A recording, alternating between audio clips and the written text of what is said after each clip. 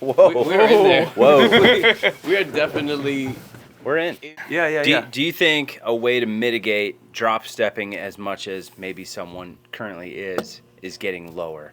With your feet spread wider apart with your knees bent? No. No. Okay, check this out. So, again, why do I know these drop steps so well? So, I've been training at Mission 116 in White Wright, Texas, which is like, seems to be like IDPA Mecca. There's like some savage IDPA shooters that are like the best in the world. Literally, the guy that owns the range just won Carry Optics Worlds. He is the best Carry Optic shooters in IDPA, period, in the world, right? He just won it in whenever that was, last fall. So I've been training with him quite a bit, Kevin Savage. And so, like, instead of even talking about drop steps, it's almost like a jab. It is a quick, like, I just want to get out of here. Yeah. So, like, it's almost like I have all the weight on my right side, and I step. It's almost like a step out. They call it a step out instead of even a drop step. That weight, I just jab it into the ground about 6 to 8 inches away from the fall line, just so that I can get momentum going the other way. And so, actually, when they do these nasty leans, their feet are actually significantly closer together than I ever anticipated. And I was like, there's no way that this is what you do. And I'm watching the dudes that are literally the best in the game. Normally in USPSA, what do? We like wide stance, feet apart, knees bent, and we shoot as much as possible from that stance. On these nasty leans, they actually bring their heels together, these dudes, and they do their leans, which you can actually see more. You should try it next time you have a nasty lean.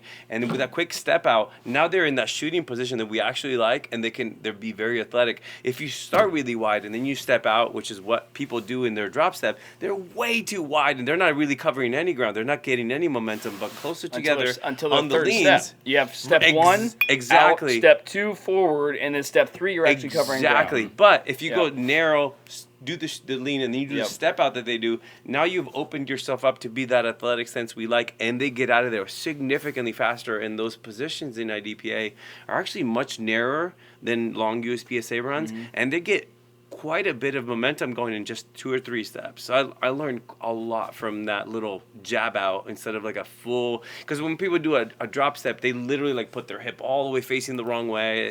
It just forever, and you're right, it takes 3 steps to get momentum the other way. With these little step outs, I mean, they're getting going like in 2-3 steps they're full speed. Like they're booking it. So interesting.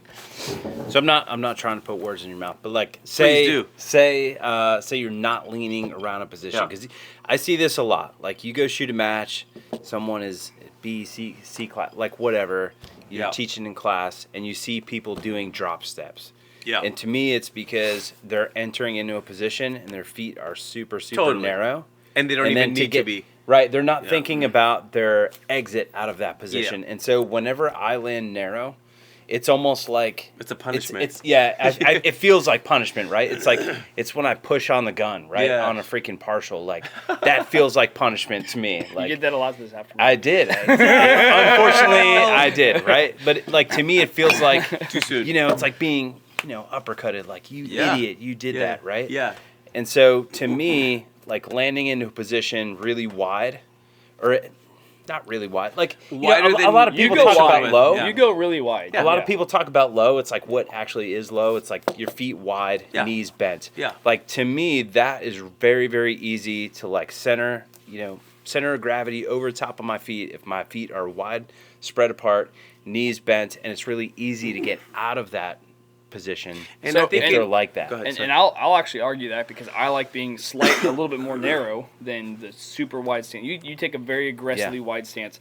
I like being a little bit more narrow so that I'm able to create explosivity out of that versus having a really wide stance and then having to push. And now my legs are fully extended almost, and then I'm pushing out of there with just a short versus here where I can create more push with my big muscle groups. I would say this, and again, we just met today for the first time. I would say like his narrow is still like pretty much shoulder width or more. It's at least shoulder width apart. It's not the narrow that people do. You're like I'm wide. You're wide. Way wider. Yeah. It's not the narrow that people do where they're like their feet are like under their knees and like they don't really have a lot of stability or athleticism from there. So like your narrow is still like bigger than most people. I wouldn't say better, but bigger than most. And yours is like exaggerated for sure. Yeah. I would say like I've seen you shoot enough to where I'm like, all right, Joe moves like a cat despite where his feet are.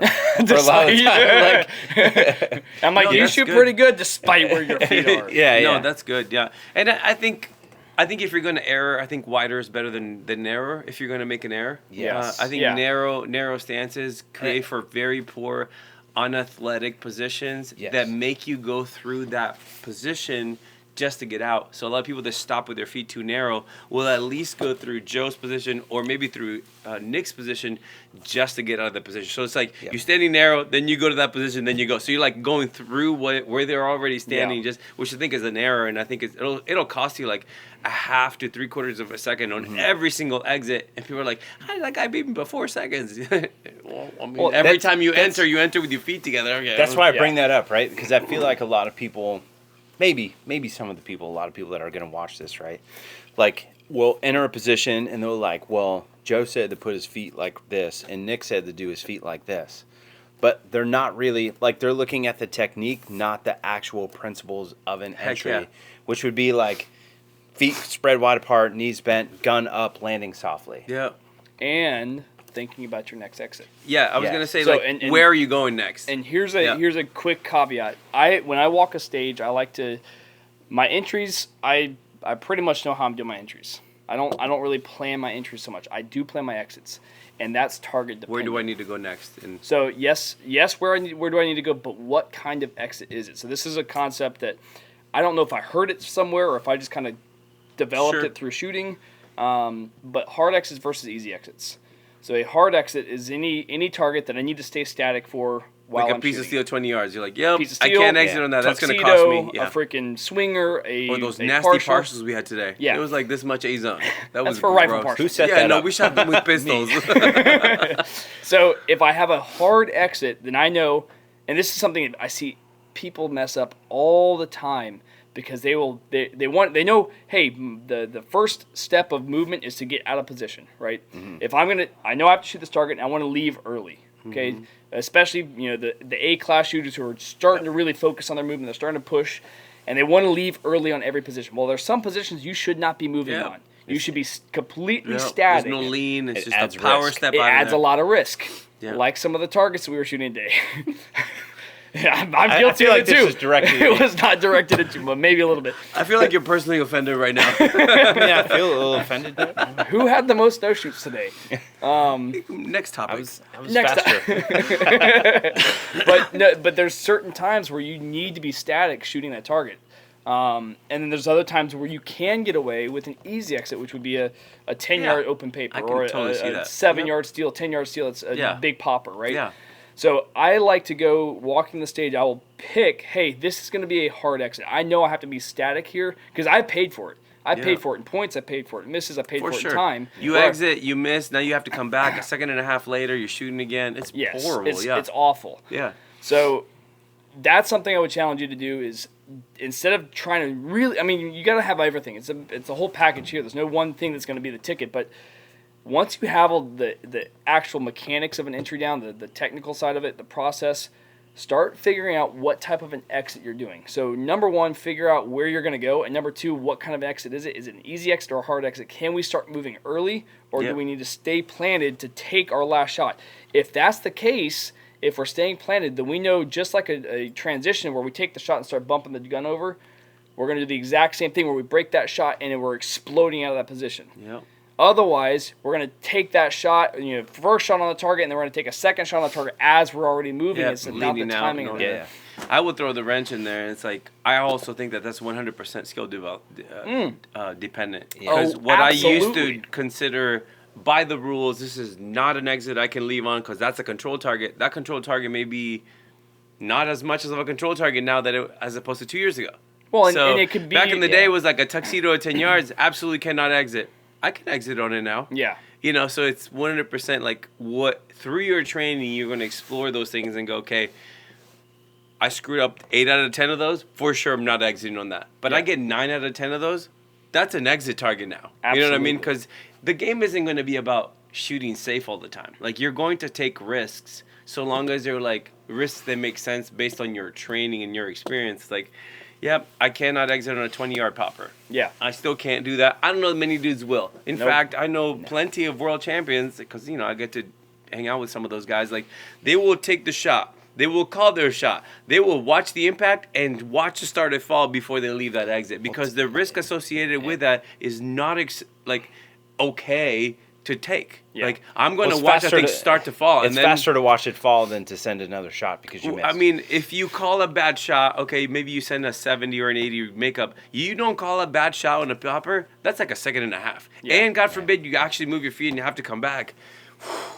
yeah. I mean, that's like disaster factor on a stage. So again, it's skill dependent on when, maybe this year, okay, maybe that's not an exit target or a hard exit target or whatever, but eventually maybe I can make it a little bit more. Next question.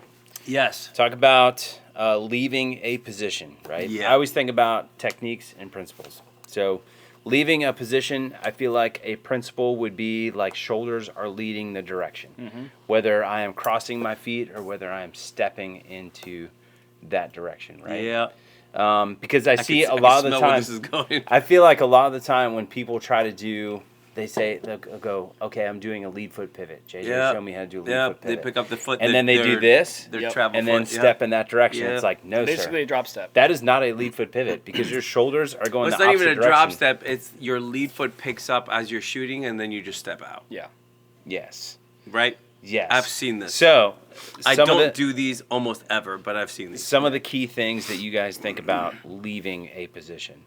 What am I doing with my feet? What am I thinking about principle wise, and what techniques supplement those principles that I'm looking at?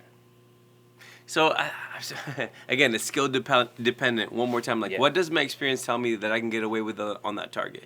How much risk is associated with that target? And is it worth it, me stealing 3 or 4 tenths on this exit, if I might have to come back to shoot it again? Like, if it's a shooting area, is it worth me leaning out at all? What if I have a malfunction?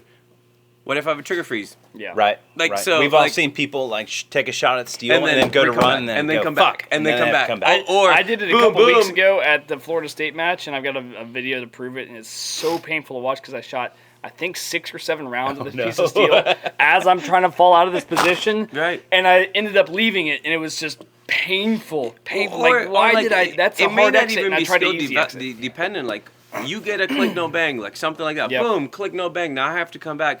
So a lot of the times it's like, do I have any other places where I can shoot that target again?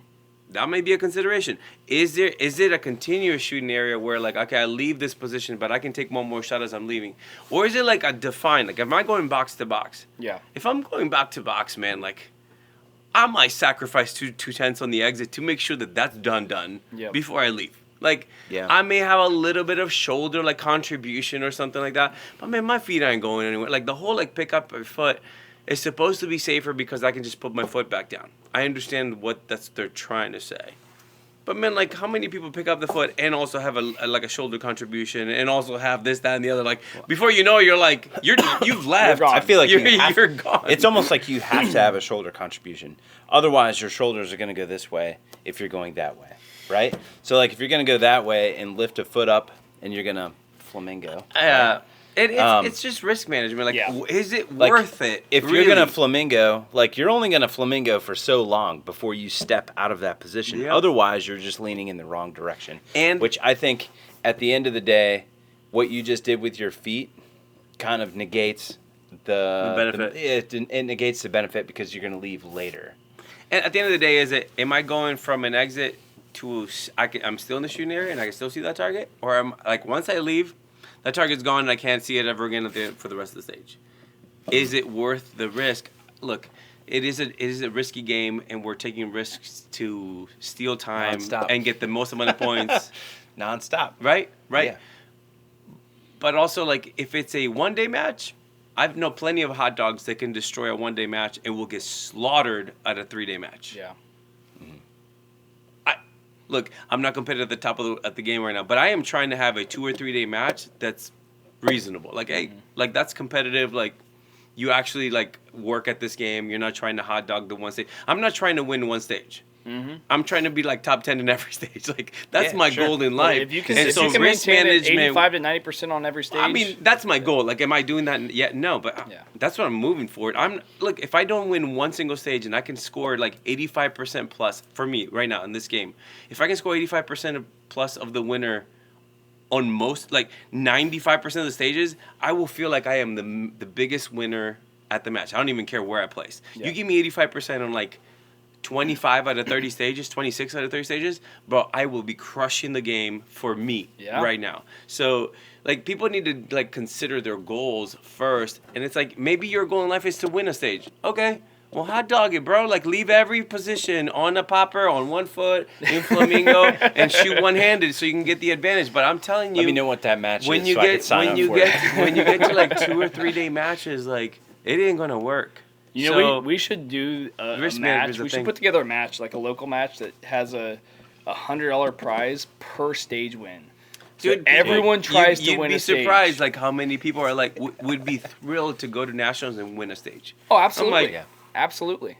That is not appealing to me at all because it's not going to display any kind of ability. It's going to be like, I'm going to be hot dogging. It's like you go to like a level 2 or level 3 match, and you have the B class guy that wins the classifier.